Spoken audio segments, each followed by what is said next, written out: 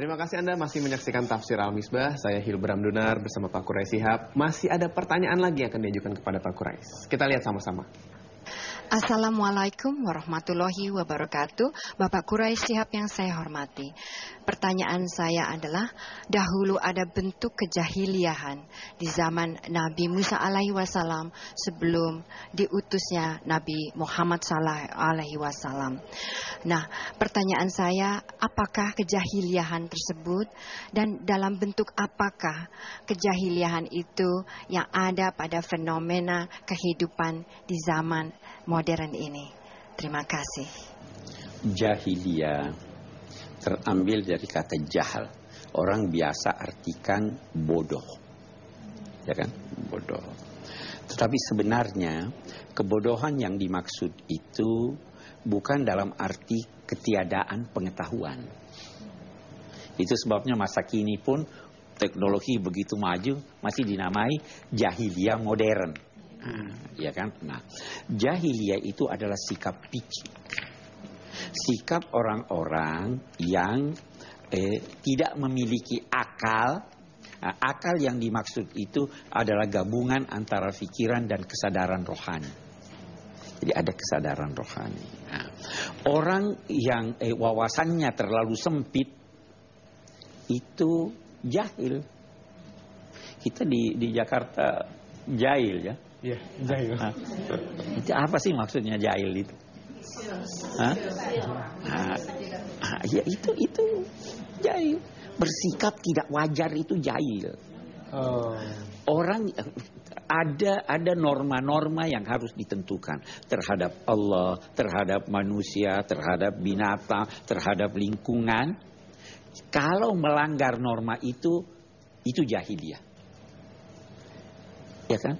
Di Quran kita lihat salah satu contohnya. Idza khatabahumul jahiluna qalu salama. Orang-orang yang beriman, hamba-hamba Allah yang taat itu kalau disapa oleh orang jahil, sapaannya nih yang jahil, kata salama, saya cari selamat. Saya tidak mau bantah Anda. Jadi bentuk-bentuk kejahiliaan bisa beragam, bisa bermacam-macam. Puncaknya itu tidak menempatkan Tuhan pada tempatnya yang wajar. Mempersekutukannya.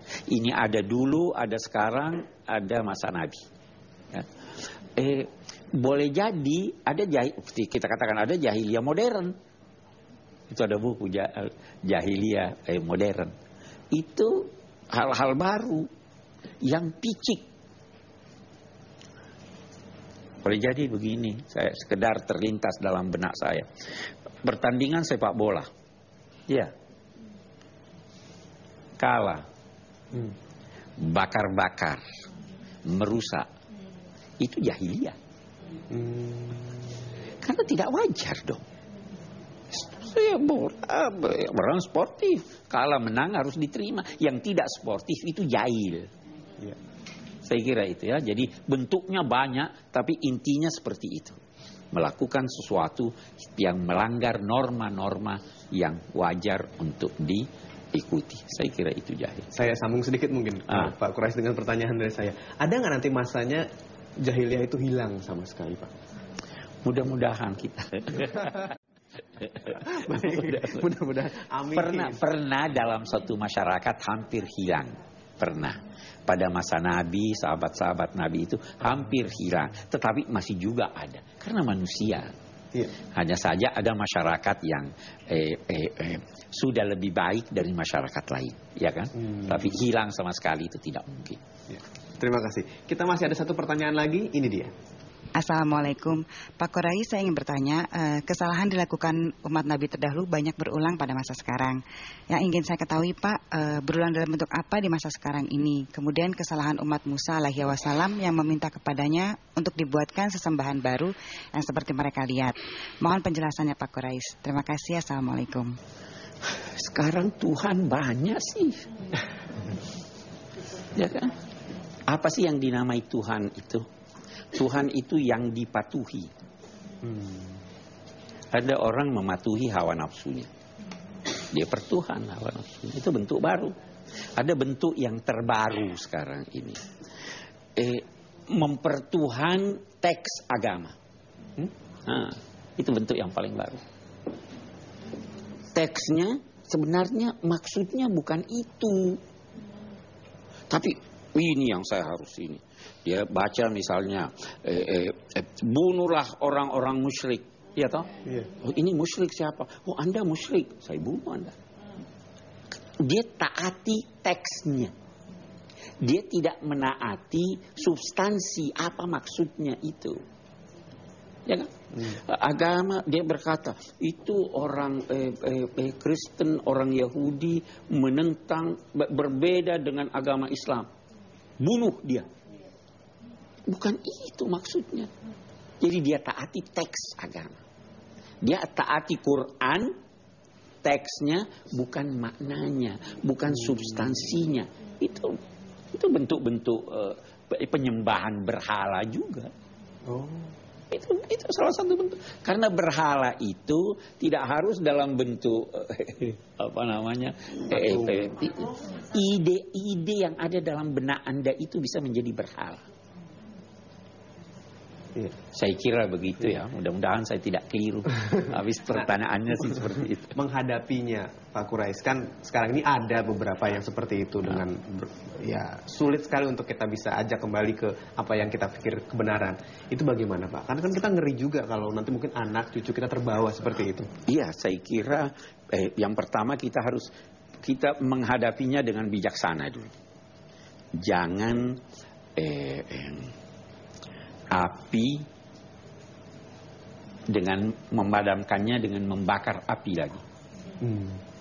Padamkanlah api dengan menyiramkan air. Ya kan? Ya. Jadi kita harus bijaksana menghadapi itu. Saya kira sebagian mereka itu sebenarnya tidak paham. Kalau paham, tidak akan begitu. Itu. Jadi kita bentengi anak-anak kita. Kita didik mereka, kita beri pemahaman bahwa agama ini adalah agama penyembahan kepada Tuhan yang Maha Esa, dan seterusnya yang kita semua sudah tahu. Dan tidak boleh memusuhi tetap ya Pak? Tetap kita tidak memusuhi. Kita memusuhi perbuatan, tidak memusuhi manusia. Baik. Saya akan segera kembali, masih ada kesempatan lagi untuk Anda mendapatkan penjelasan dari Pak Quraisy Shihab setelah pesan. Terima kasih Anda masih terus menyaksikan Metro TV. Terima kasih Anda masih terus menyaksikan Tafsir Al-Misbah. Kita sampai pada kesimpulan di kesempatan kali ini. Silakan Pak Quraisy. Baik, kita simpulkan. Yang pertama, setelah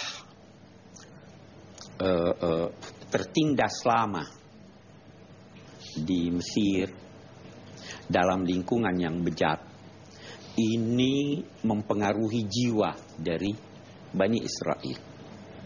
Maka Allah memerintahkan Nabi Musa untuk mengantar kaumnya ke tempat lain, dan itu dipermudah Allah. Tujuannya antara lain menciptakan suatu lingkungan baru yang sehat. Kalau begitu, kalau Anda berada dalam lingkungan buruk, ciptakan lingkungan sehat atau tinggalkan lingkungan itu. Itu satu. Atau yang kedua yang kita ingin lihat, orang-orang yang terlalu lama berada di suatu tempat terjajah, terlalu lama berada di suatu tempat yang lingkungannya buruk, itu bisa mempengaruhi jiwanya sehingga dia jadi melempem. Udah deh, enggak usah lah. Sudah lemah. Sudah ikut saja, terbawa saja. Nah, itu sebabnya perlu selalu ada yang memberi ingat. Oke, selalu ada yang membangkitkan semangat. Kita 350 tahun terjajah. Ya. Untung ada yang selalu memberi semangat sehingga bangkit kita. Itu yang kedua. Yang ketiga yang saya ingin garis bawahi dari apa yang bisa kita tarik sebagai pelajaran adalah umat Nabi Musa itu sangat materialistis. Sulit dia faham hal-hal yang bersifat rohaniah. Itu kita baca juga dalam perjanjian lama sekarang. Tuhan itu digambarkan sebagai lelaki yang kuat, yang punya pedang, perang, dan sebagainya. Padahal dalam Islam, Tuhan itu tidak bisa dilihat. Bukan karena dia tidak wujud, tetapi kemampuan mata kita tidak mampu melihatnya. Karena itu, Kita tidak harus membuktikan wujud sesuatu dengan melihatnya dengan mata kepala. Bisa jadi dengan cara-cara lain. Pernah lihat angin? Tapi Anda mengakui ada angin karena Anda merasakan wujudnya. Iya kan? Iya. Itu. Yang ketiga, hati-hati jangan jadi Pak Tiru. Pak Tiru ya. Pak Tiru suka meniru. Ini umat Nabi Musa, begitu dia lihat ada berhala yang hebat yang ini, saya juga mau begitu. Nah sekarang kita sering begitu. Kita lupa budaya kita lupa agama kita. Ada mode, kalau ibu-ibu tuh maaf ya Bu ya. Ada mode, ikut itu. Nggak benar itu. Kita harus pelihara budaya kita. Kita harus pelihara ajaran agama kita. Yang ini cukup banyak nih yang kita bisa lihat. Ya, kita ini Nabi Musa, Allah mengundang Nabi Musa untuk menyampaikan petunjuk-petunjuknya karena sewaktu di Mesir itu belum sempurna itu. Gitu? Maka diajak ke sana sampai di Palestina, Allah berkata, "Sini saya akan menyampaikan kepadamu petunjuk-petunjuk dalam konteks membina umat ini." Nah, dan itu terjadi dalam 30 plus 10 malam. Nah, dia katakan malam. Ini saya ingin tambahkan malam. Tadi ada yang bertanya, kapan waktu iktikaf yang baik? Malam. Mestinya di sini dia bilang 40 hari. Tapi dia katakan 40 malam.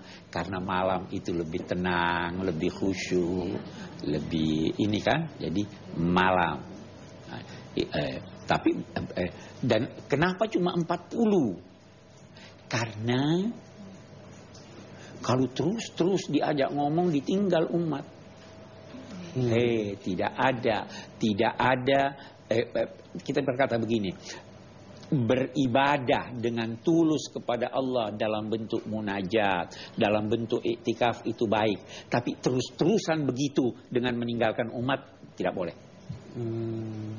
Jangan tinggalkan. Anda punya kewajiban di masyarakat. Anda punya kewajiban terhadap anak-anak Anda, terhadap keluarga Anda. Ya kan? Jadi cukup 40 hari udah cukup. Maksimal itu 40 hari. Ya kan? Itu saya kira beberapa pelajaran yang dapat kita tarik dari apa yang kita baca. Ya, terima kasih kalau gitu untuk kesempatannya Pak Quraish Shihab di program kita kali ini, Tafsir Al-Misbah, yang merupakan rangkaian dari program-program Ramadan di Metro TV Berkah Cahaya Ramadan. Saya Hilbram Dunar, wassalamualaikum warahmatullahi wabarakatuh.